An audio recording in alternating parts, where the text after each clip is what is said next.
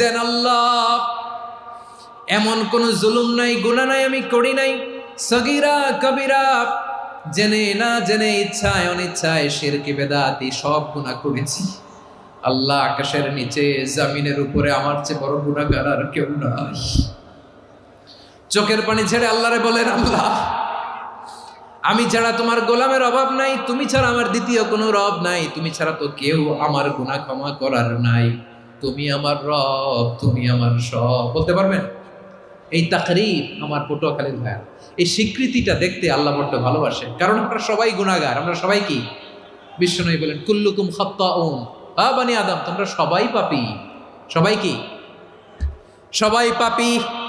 আমরা সবাই পাপী। আপন পাপের বাটখারা দিয়ে অন্যের পাপ মাপি। আমরা যে পাপী এটা ভাবতে মনে চায় না কারো, খালি অন্যের পাপ দেখি আমরা, এটা ভুল। ওর এই পাপ, ও পাপী, ও জালেম, ও জাহান্নামী, এরকম একটা